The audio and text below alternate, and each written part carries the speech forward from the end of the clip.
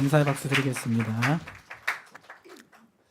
저는 오늘 요단을 건너 약속의 땅으로, 요단을 건너 약속의 땅으로라는 제목으로 하나님 말씀 증거하도록 하겠습니다.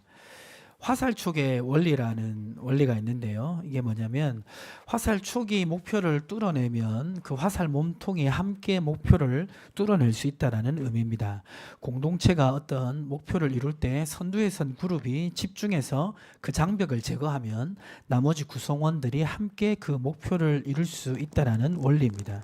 이 화살촉의 원리처럼 오늘 요단강을 건너는 중요한 시점에 이러한 역할을 하는 사람들이 있었는데요. 바로 언약궤를 맨 제사장들입니다. 제 소리 잘 들리십니까? 여호수아 3장 14절에 기록되어 있는데요. 보시면 백성이 요단을 건너려고 자기들의 장막을 떠날 때에 제사장들은 언약궤를 메고 백성 앞에 나아가니라. 이 언약궤를 맨 제사장들이 이 화살촉의 원리로 그렇게 쓰임받는 사람이 됩니다. 자, 이 상황은 어떤 상황이냐면 이스라엘 백성은 광야길을 끝내고 요단강을 건너서 이제 약속의 땅으로 들어가려고 하였습니다. 이스라엘 백성이 이 가나안 땅에 들어가기 위해서 먼저 무너뜨려야 되는 성읍이 있었는데 그 성읍이 여리고입니다. 이 여리고는 이 가나안 땅을 든든하게 지키고 있는 그런 성벽이었습니다. 자, 그래서 이제 이 여리고를 정탐하기 위해서 먼저 사람을 보내는데 여호수아서 2장 1절에 보면 여호수아가 어디에서 여리고로 정탐꾼을 보냅니까? 예, 그렇죠. 시딤에서 여리고로 정탐꾼을 보냅니다. 사진을 보시면 잘 보이시는지 모르겠는데 사진을 보시면 넘겨주시면 여기가 이제 시딤이죠. 이 시딤에서 왼쪽에 보이는 이제 여러분 보실 때 왼쪽이죠. 왼쪽에 보이는 곳이 가나안 땅입니다. 이 가나안 땅에 문지기처럼 지키고 있던 성읍이 여리고에 있었고요. 이 여리고를 무너뜨려야 가나안 땅으로 들어갈 수가 있습니다. 그래서 정탐꾼을 보낸 것입니다.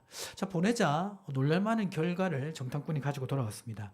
여호수아서 2장 24절에 보니까 24절 말씀을 우리 남성분들이 한번 읽어주시겠습니다.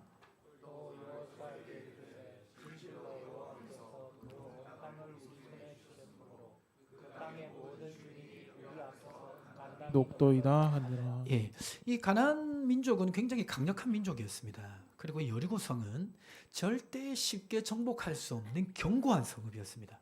그러면 여리고성에 있는 주민들이 두려워하지 않을 것 같은데 이미 그들의 마음이 어떻게 됐습니까? 다 녹았습니다. 그러니까 벌써 싸움도 하기 전에 여리고에 있는 이 백성들이 이스라엘 백성이 오면 우리는 패배할 것이라는 그런 두려움이 가득 찬 것입니다. 아무리 강한 사람도 마음이 벌써 무너져 버리면 그 싸움에서 이길 수가 없습니다.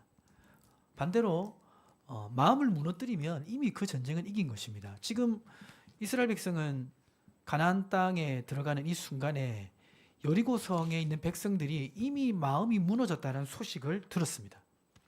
자, 그래서 하나님께서 이 가나안 땅을 손쉽게 우리에게 주시겠구나 그런 기대감이 생기지 않았겠습니까? 자, 그래서 이들은 이제 여리고로 진격하기 위해서 요단강 근처까지 왔습니다. 여호수아 3장 1절에 보니까 또 여호수아가 아침에 일찍 일어나서 그 모든 이스라엘 자손들과 더불어 시딤에서 떠나 요단에 이르렀어요. 이제 이 요단강만 건너면 가나안 땅입니다. 약속의 땅입니다. 젖과 꿀이 흐르는 땅입니다. 400년 전부터 하나님께서 아브라함과 야곱과 이삭을 통해서 이 땅이 축복의 땅이 될 거라고 너에게 줄 거라고 약속했던 땅입니다. 그리고 광야 40년을 돌고 드디어 이 땅으로 들어가게 되는 것입니다. 감격스럽지 않았겠습니까? 기대감이 생기지 않았겠습니까? 드디어 축복의 땅으로 왔구나. 광야를 지나고. 자, 그런데 축복의 땅에 들어가려면 요단을 건너야 되는데 이 요단강이 이때 상황이 어땠냐면 여호수아 3장 15절에 보니까 우리 여성 성도님들 한번 읽어볼까요? 요단이 곡식 거두는 시기에는 항상 언덕에 넘치더라. 궤를 맨 자들이 요단에 이르매어 궤를 맨 제사장들의 발이 물가에 잠기자. 자, 앞에 이제 그 말이 좀 이렇게 없어가지고 그냥 바로 보면 이해가 안 되는데 뭐가 넘치냐면 물이 넘치는 시기였어요. 약 3m까지 물이 넘치는 상황이었습니다.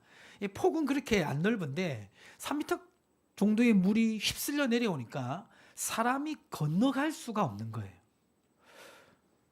분명히 약속의 땅 바로 앞에 왔는데 요단강이 있는 것입니다. 쉽게 건널 수가 없는 것입니다. 근데 하나님께서 뭐라고 말씀하시냐면 여호수아 3장 13절에 보니까 온 땅에 주 여호와의 계를 맨 제사장들의 발바닥이 요단 물을 밟고 멈추면 요단 물 곧 위에서부터 흘러내리던 물이 끊어지고, 물이 흐르지만 궤를 맨 제사장들이 그 흐르는 물에 발을 먼저 담그면 이 물이 끊어질 거라고 말씀하신 것입니다. 그런데 이제 이스라엘 백성 입장에서 보면 좀 의문점이 생깁니다. 어떤 의문점이 생기냐면, 분명히 애굽에서 하나님이 건져내실 때는 홍해를 갈라주시고 걷게 하셨습니까? 홍해에 들어가니까 갈라졌습니까? 갈라주시고 들어갔잖아요. 그런데 왜 이 가나안 땅은 물이 넘쳐 흐르는 그 상황에서 발을 먼저 내디디라고 하실까? 그 이유가 뭘까? 홍해와 요단강을 건너는 방식이 다른 이유는 무엇인가? 자, 그걸 설명을 드리면, 자, 홍해는 애굽에서 종로로 타던 이스라엘 백성을 건지신 사건이죠. 홍해를 건널 때 이스라엘 백성은 이미 갈라진 홍해를 건넜습니다. 이건 무엇을 상징하냐면, 홍해는 죄인을 전적으로 구원하시는 무엇을 상징한다? 하나님의 은혜를 상징합니다. 이게 홍해입니다. 자, 근데 요단강은 어떠냐면요, 요단강은 광야의 방황을 끝내고 축복의 땅으로 들어간 사건입니다. 요단강을 건널 때 물이 넘치는 강을 무엇으로 먼저 발을 내딛었습니까? 믿음으로 발을 내딛었습니다. 발을 내딛어야 물이 멈추게 됩니다. 이 의미는 뭐냐면, 요단강은 구원받는 자녀가 믿음으로 누리는 축복을 상징합니다. 홍해를 건너서 구원을 얻지만 요단강을 건너야 축복을 누립니다. 홍해는 이미 갈라진 후에 건넜지만 요단강은 언약궤를 메고 발을 내디딜 때 멈추었습니다. 신앙생활이 그렇습니다. 구원은 하나님의 은혜로 얻는 것입니다. 그러나 신앙생활에 주시는 은혜는 내가 믿음으로 살아갈 때 내가 경험되어지는 것인 줄 깨달으시기 바랍니다. 아멘이십니까? 올해 24년 우리 샘물교회 표가 뭔 줄 아세요? 뭡니까? 예, 약속을 기억하고 발을 내디더라라는 표입니다. 올해 벌써 24분의 1이 지나가고 있습니다. 예, 벌써 24분의 1이 지나가고 있어요. 15일 되면 24분의 1 지나가잖아요. 좀 지나면 12분의 1 지나갑니다. 그리고 금방 6분의 1 지나가요. 예, 나이가 한 살 더 먹고요. 세월이 그렇게 흘러가게 되는데, 항상 하나님은 이스라엘 백성 앞에 가나안 땅을 예배하셨듯이 예수를 믿고 살아가는 우리에게 하나님의 약속된 축복이 있는 줄 믿습니다. 계획하신 놀라운 계획이 있습니다. 그런데 우리가 24년 딱 시작했는데 지금 하나님이 24년도 분명히 예비하신 축복과 은혜가 있다라고 듣고 믿음으로 딱 나아가려고 하는데 보니까 현실은 장애물이 많아요. 그렇죠? 분명히 24년 하나님 축복해 준다고 믿고 가는데 막상 가니까 넘쳐 흐르는 요단강의 길을 막고 있습니다. 그냥 물이 멈추면 좋겠는데 물은 그대로 흘러가고 있어요. 믿음으로 분명히 걸어가려고 하는데 자세히 보니까 그곳이 땅이 아니라 물이 흐르는, 넘쳐 흐르는 요단강이 그 앞에 있는 것입니다. 그렇지 않습니까? 24년 딱 시작하니까 그냥 평탄한 길이 쫙 열려 있습니까? 여전히 약속의 땅은 저 앞에 있는 것 같은데 요단강에 물이 흐르고 있고, 물을 그쳐 주시는 게 아니라 먼저 발을 내디디라고 주님은 우리에게 말씀하십니다. 3m 정도의 물이 흘러가고 있는데 거기에 발을 내딛는다. 쉬운 일이겠습니까? 두려움과 의심과 걱정이 있지 않겠습니까? 그러나 발을 내딛어야 물이 멈춰지고 그래야 약속의 땅으로 들어갈 수가 있습니다. 이스라엘 백처럼 우리 역시 현실 속으로 들어가서 믿음으로 살아야 되는데요. 이처럼 발을 내디디려고 하는 우리에게 하나님이 주시는 말씀은 무엇일까요? 자, 첫 번째 1번 같이 한번 읽어보겠습니다. 시작. 언약궤가 앞서 들어가면 물은 멈추게 됩니다. 자, 무엇이 들어가면 무엇이 멈춥니까? 언약궤가 앞서 들어가면 물은 멈춥니다. 자, 여호수아 3장 11절과 13절에 보면 지금 물이 멈춘 이유를 설명하고 있습니다. 자, 여러분, 물이 왜 멈췄죠? 물이 왜 멈췄습니까? 물이 멈춘 이유가 뭡니까? 자, 발을 내딛었다. 자, 맞아요? 발을 내딛어서 물이 멈췄습니까? 자, 그 다음 보시면 물이 멈춘 이유를 알 수가 있습니다. 넘겨주세요. 자, 원인과 결과가 딱 나와 있죠. 무엇해서 무엇하여 물이 멈췄습니까? 그렇죠. 그러니까 제사장이 발을 내밀어서 물이 멈춘 게 아니라 제사장이 언약궤를 잡고 발을 내디디니까 언약궤가 요단강에 들어가니까 물이 멈춘 것입니다. 이해가십니까? 이 언약궤는 하나님의 임재와 약속의 상징입니다. 출애굽기 25장 21절과 22절에 보면 이 언약궤가 어떤 역할을 하는지 나와 있는데 우리 청년들만 한번 읽어보겠습니다. 속죄소를 궤 위에 얹고 내가 내게 줄 증거판을 궤 속에 넣어라. 거기서 내가 너와 만나고 속죄소 위 곧 증거궤 위에 있는 두 그룹 사이에서 내가 이스라엘 자손을 위하여 내게 명령한 모든 일을 내게 이르리라. 자, 이 언약궤에서 하나님은 이스라엘 백성에 말씀하셨어요. 이 언약궤는 하나님의 임재의 상징입니다. 자, 어떻게 생겼냐면요, 이렇게 생겼어요. 예. 지금은 발견할 수가 없습니다. 예. 저 금은요, 라카칠한 게 아니고, 예, 금으로 쌓여져 있는 것입니다.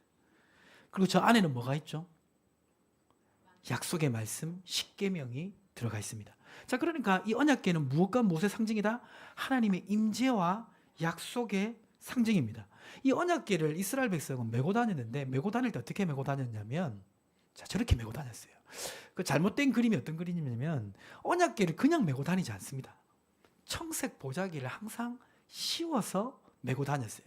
그리고 이 언약궤는 항상 이스라엘 백성 대열 앞에 있었습니다. 민수기 10장 33절에 보면 이렇게 기록되어 있죠. 그들이 여호와의 산에서 떠나 3일 길을 갈 때에 여호와의 언약궤가 그 3일 길에 앞서가며 그들의 쉴 곳을 찾았고, 그러니까 광야에서 이스라엘 백성 이동할 때 광야의 길은 어디가 길인지 어디로 가야 되는지 모릅니다. 그렇죠? 어디서 쉬어야 되는지 몰라요. 그 광야의 길을 이 여호와의 언약궤가 앞서가면서 이스라엘 백성을 인도한 것입니다. 근데 그 인도하는 방식을 보면요, 인간의 생각과 달라요. 민수기 9장 22절에 보니까 이 언약궤가 앞서갔는데 보니까 이틀이든지 한 달이든지 1년이든지 하나님께서 머물러 계시면 그대로 이스라엘 백성은 머물러 있어야 됐습니다.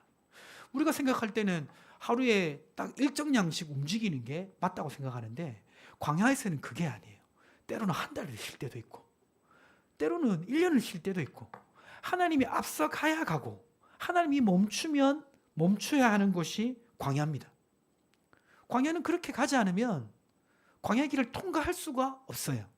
자, 그러면 이런 질문을 우리 해보게 됩니다. 왜 하나님은 이스라엘 백성을 광야에서 훈련시켰을까? 그 이유가 신명기 8장 3절에 기록되어 있는데 우리 같이 한번 읽어보겠습니다. 너를 낮추시며 너를 줄이게 하시며 또 너도 알지 못하며 내 조상들도 알지 못하던 만나를 내게 먹이신 것은 사람이 떡으로만 사는 것이 아니요 여호와의 입에서 나오는 모든 말씀으로 사는 줄을 내가 알게 하려 하심이니라. 광야의 시간을 주신 것은, 훈련을 시킨 것은 사람이 떡으로 사는 게 아니라 하나님의 말씀을 따라 살아가는 존재임을 알게 하기 위해서입니다. 광야에서는요, 하나님이 만나를 안 주면 먹을 수가 없어요. 광야에서는 하나님이 인도하시지 않으면 길을 찾아갈 수가 없습니다. 하나님의 말씀을 따라 하나님과 함께 걷지 않으면 광야에서는 살아갈 수가 없어요. 여러분, 광야 같은 인생을 지나가 보셨습니까? 하나님의 도우심이 없이는 광야를 살아낼 수가 없습니다. 하나님의 인도하심이 없으면 광야를 지나갈 수가 없습니다. 우리 인생에 광야를 허락하신 이유도 바로 하나님이 이것을 훈련시키기 위해서입니다. 청년의 때는 광야의 때입니다.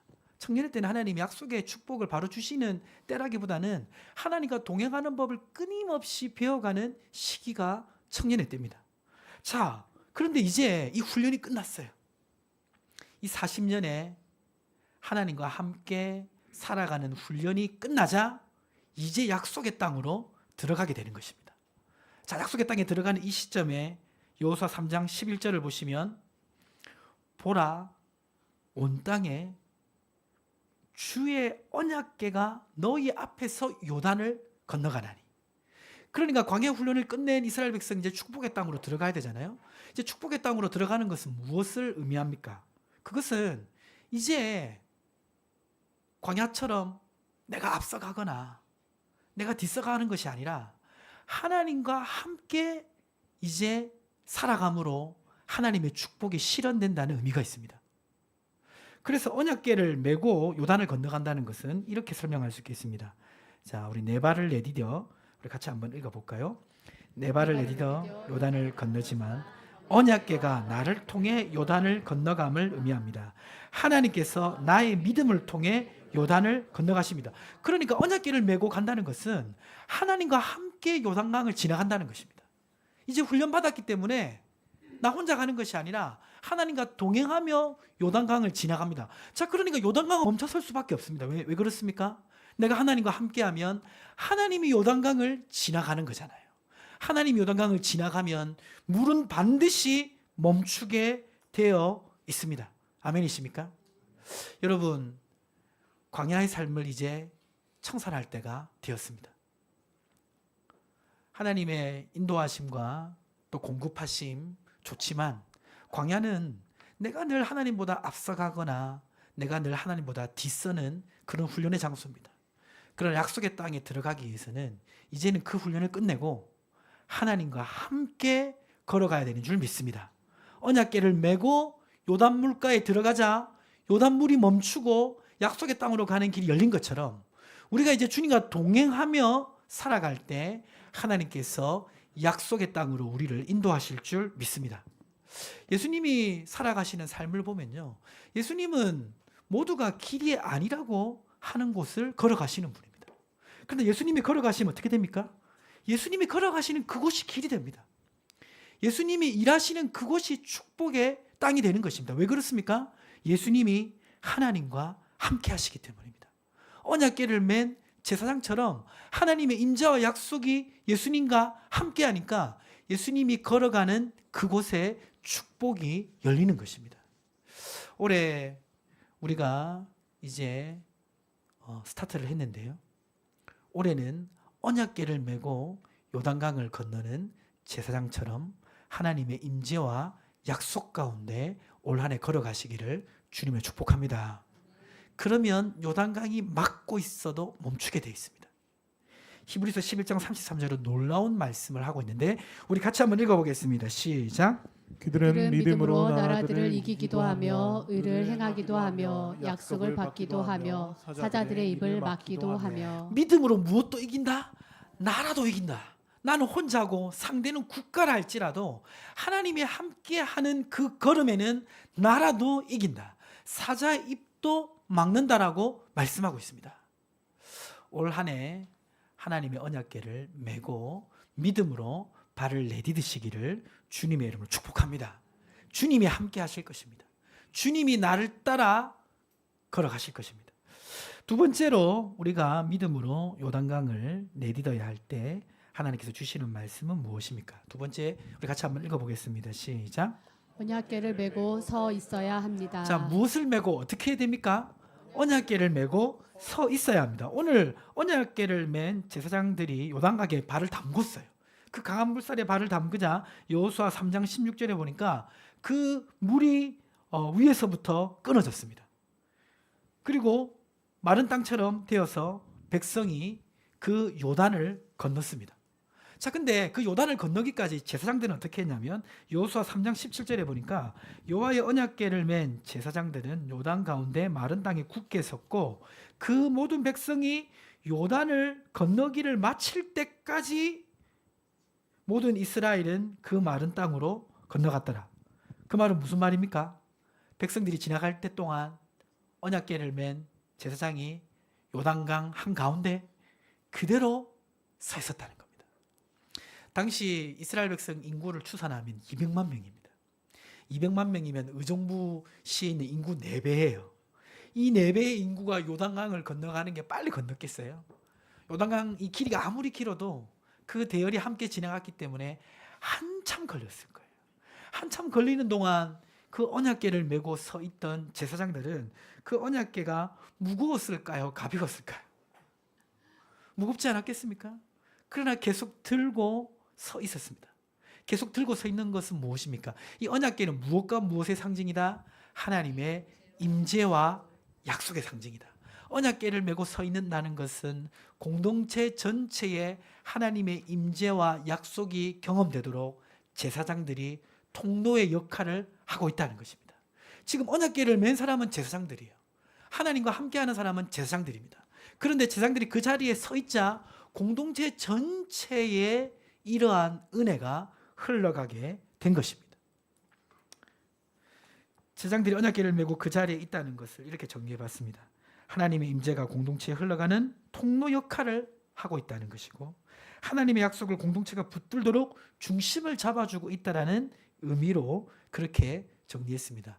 앞에 제가 화살촉의 원리 말씀드렸죠. 앞에서 뚫으면 뒤는 쉽게 뚫려갈 수가 있는 것입니다. 마찬가지로 언약궤를 맨 제사장들이 그 자리에 서 있으니까 공동체가 함께 약속의 땅으로 들어가듯이, 내가 하나님의 임재와 약속의 상징인 언약궤를 메고 서 있으면 내게 속한 공동체가 함께 약속의 땅으로 들어가는 축복이 경험되어지는 줄 믿으시기 바랍니다. 아멘이십니까? 그래서 우리는 공동체에 하나님의 임재와 약속이 경험되어지는 통로가 되어야 됩니다. 내가 언약궤를 메고 서 있어야 됩니다. 그런데 우리 속마음은 어떻습니까? 내가 언약궤를 메기보다는 이런 마음이 들죠. 네가 메라 언약궤. 네가 가라 하와이처럼 네가 메라 언약궤. 그 무거운 언약궤는 네가 메고 나는 평안히 지나가겠다. 그러나 우리가 어떻게 해야 됩니까? 언약궤를 누가 메야 되죠? 언약궤를 내가 맬 테니 평안히 지나가세요 라는 고백이 되어야 될 줄 믿습니다. 우리 양옆에 계신 분이 그렇게 말하겠습니다. 언약궤를 내가 맬 것이니 평안히 지나가세요. 예, 마음으로는 네가 메라 언약궤 이렇게 하지 마시고 언약궤를 내가 맬 테니 평안히 지나가십시오. 아멘이십니까? 자, 그래서 내가 하나님의 임재와 약속을 붙들고 걸어가면 내 삶 속에 약속의 땅으로 가는 길이 열립니다. 축복이 경험되는 줄 믿습니다. 자, 그런데 나 혼자 그게 경험되는 게 아니라 공동체가 함께 경험되기 위해서는 나는 하나님의 임재와 약속이 공동체에 흘러가는 통로가 되기 위해서 헌신과 수고를 감당해야 됩니다. 통로 역할을 해야 됩니다. 우리는 다 공동체랑 엮여져 있습니다. 나 혼자 약속의 땅으로 들어가는 것이 무슨 의미가 있습니까? 그렇지 않습니까? 가족이 함께 들어가야죠. 교회 공동체가 함께 들어가야죠. 직장에서 함께 치열하게 삶을 살아가고 있는 분들이 함께 이 은혜를 누려야 되지 않습니까? 그러면 내가 그 통로 역할을 해야 되는 것입니다. 그래서 이제 통로 역할을 어떻게 할 수 있을까? 그 예를 제가 한번 생각해 봤는데, 가정에서 하나님의 임재와 약속이 우리 공동체, 가정 공동체 전체에 흘러갈 수 있는 그 방법을 생각해 보니까 제가 집에서 실천하고 있는 거 몇 가지 생각해 봤습니다. 하나는 뭐냐면 이제 찬양을 자주 틀는 거죠. 항상 들을 수 있도록. 예. 사실 음악 좋지 않습니까? 예, 찬양을 자주 틀어주는 것입니다.